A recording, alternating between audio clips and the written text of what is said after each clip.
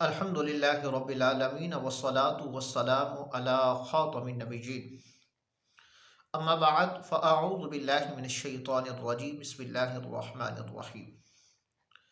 اللہ کے آخری نبی صلی اللہ علیہ وآلہ وسلم کا عالی شان فرمان ہے کہ جس شخص نے جمعہ کے دن 80 بار مجھ پر درود پاک پڑھا، اللہ تعالیٰ اس کے 80 سال کے گناہ کو معاف فرما دے گا۔ اس حوالے سے اس روایت کے تعلق سے مفسرین نے لکھا، علماء نے یہ بات وضاحت طلب تھی تو وضاحت فرمائی کہ اس سے صغیرہ گناہ معاف ہو جاتے ہیں، مراد اس سے صغیرہ گناہ ہے۔ اللہ تعالی ہمیں درود پاک کی کثرت کی توفیق نصیب فرمائے۔ صلی اللہ علی النبی الامی وآلہ وصحبہ وبارک وسلم۔ صلاۃ و سلاما علیک یا سیدی یا رسول اللہ وعلی آلک و اصحابک یا سیدی یا حبیب اللہ۔ آج ایک اہم ٹاپک پر آپ کے سامنے حاضری ہے، تذکرہ اصحاب یاسین۔ تذکرہ اصحاب یاسین کہ اصحاب یاسین کون ہیں، اور وہ خاص ہستیاں جنہیں فرستادہ کہا گیا ہے، وہ فرستادہ کون شخصیات ہیں، اور ان کے تعلق سے اجماع امت کیا ہے اور اجماع اہل سنت کیا ہے۔ جی ہاں، سورہ یاسین ہے۔ اللہ کریم نے سورہ یاسین کے اندر ارشاد فرمایا، وَضْرِبْ لَهُم مَثَلًا أَصْحَابَ الْقَرْيَةِ۔ اے محبوب صلی اللہ علیہ وآلہ وسلم، یہ خطاب اللہ نے اپنے حبیب علیہ السلام سے فرمایا، کن کے تعلق سے؟ ہمارے تعلق سے، یعنی ہمارے متعلق فرمایا، اپنے حبیب سے کلام کیا فرمایا؟ وَضْرِبْ لَهُم مَثَلًا أَصْحَابَ الْقَرْيَةِ کہ اے حبیب صلی اللہ علیہ وسلم اپنی امت سے نشانیاں بیان کرو اس شہر والوں کی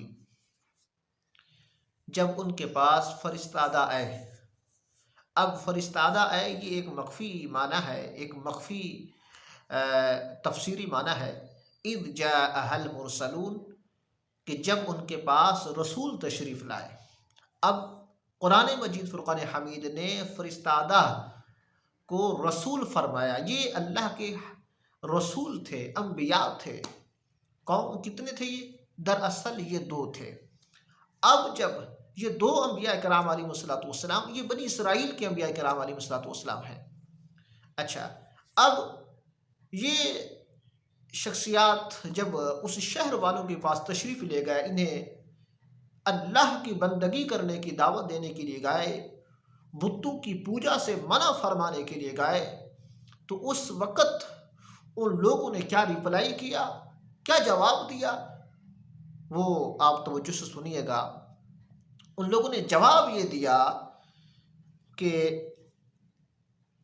ہم کسی صورت بھی نہیں مانتے کہ تم تو جھوٹے ہو، معاذ اللہ ثم معاذ اللہ، کوئی اللہ کا پیغام تم لائے نہیں ہو، تمہارے پاس کیا ایسی اتھارٹی ہے کہ تم ہمارے پاس اللہ کا پیغام لاؤ گے؟ کوئی ایسی بات نہیں ہے، معاذ اللہ تم جھوٹے ہو۔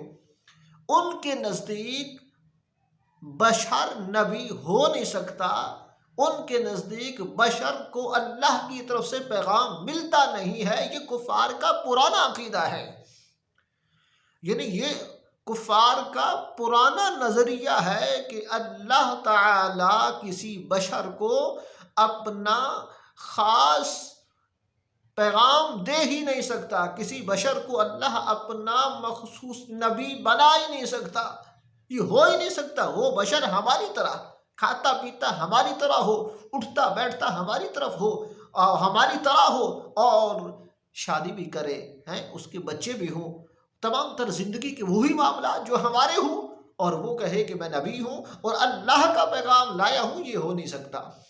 یعنی وہ پرانا اعتراض جو کفار ان سے پہلے بھی کرتے آ رہے تھے، اب ان کی طرف سے بھی وہی تھا۔ اب جب انہوں نے انکار کیا تو اللہ کریم نے پھر کیا ارشاد فرمایا آگے؟ اگلی بات کیا فرمائی کہ اذ ارسلنا الیہم اثنین، فرمایا جب ہم نے ان کے پاس 2 فرستادے، یعنی جب 2 رسول بھیجے، تو ان کی بات جب انہوں نے نہیں مانی فَكَذَّبُوهُمَا، جب انہوں نے ان دونوں کی باتوں کو جھٹلایا، آگے کیا ہوا؟ اللہ کریم فرماتا ہے فَعَزَّزْنَا بِثَالِثٍ، پھر ہم نے تیسرے کو منتخب فرمایا۔ جب تیسرا ان پر منتخب کیا، وہ زیادہ دباؤ کے ساتھ، زیادہ سختی کے ساتھ ان کے ساتھ بات کرنے کے لیے گیا، اور بڑی سختی کے ساتھ انہوں نے ان سے بات کی اور ان سے یہ فرمایا کہ اگر تم نے نہ مانا تو تم ذلیل و رسوا ہو جاؤ گے، تم پر اللہ کا عذاب نازل ہو جائے گا۔ اگر ہم اس معاملے میں جھوٹے ہیں تو یقیناً ضرور اللہ تعالی ہمیں اس کا ہم سے انتقام لے گا اگر ہم اس معاملے میں جھوٹے ہیں تو۔ اب پہلی بات تو یہ اس بات سے، اس قرآنی آیات سے یہ ثابت ہوئی کہ یہ فرستادے کون تھے؟ یہ انبیاء تھے علیہ الصلوۃ والسلام۔ اچھا، ایک بات، دوسری بات اس سے یہ ثابت ہوئی کہ یہ کفار کا پرانا طریقہ ہے کہ وہ کیا کرتے؟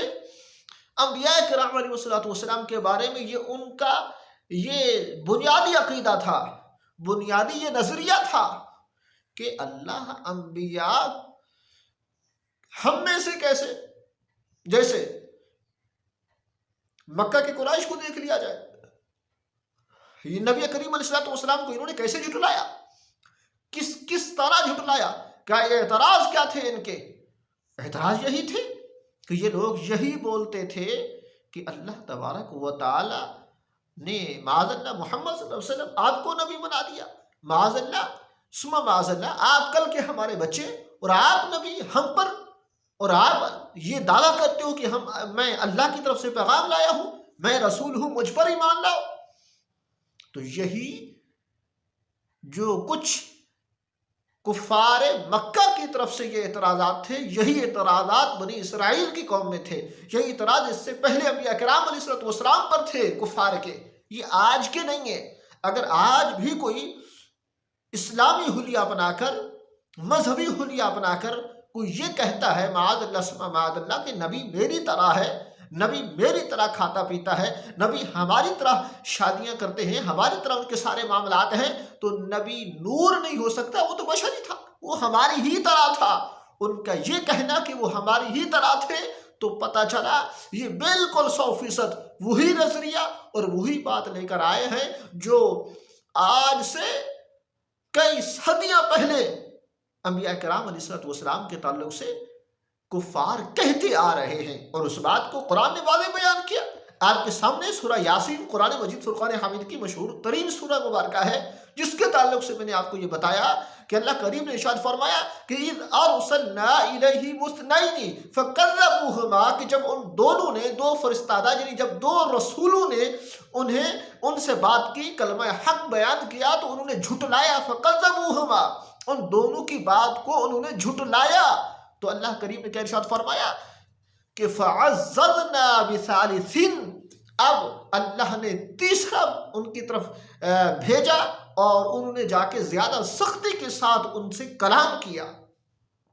تو اللہ تعالی ہمیں قرآن مجید کو پڑھنے سمجھنے کی توفیق نصیب فرمائے، اور قرآن مجید فرقان حمید کو سمجھنا بھی چاہیے، اور سمجھنا بھی وہاں چاہیے جہاں ہمیں پتہ ہو کہ یہاں ہمیں انبیاء کرام علیہ الصلوۃ والسلام کی صحیح تعلیم جو قرآن سے ملتی ہے وہ ہمیں بتائی جائے گی، ان کی شان و شوکت جو قرآن مجید فرقان حمید سے ملتی ہے وہ ہمیں بتائی جائے گی۔ اس کے علاوہ ہر ایک سے قرآن مجید سمجھنے کی ہرگز کوشش نہ کیجیے گا۔ اللہ تعالیٰ عمل کی توفیق دے، آمین بجاہ خاتم النبی الکریم الامین وصلی اللہ تعالیٰ علیہ وآلہ وصحبہ وبارک وسلم۔ دونوں یاد رکھیے گا، اگلے پارٹ میں انشاءاللہ پھر ملاقات ہوگی۔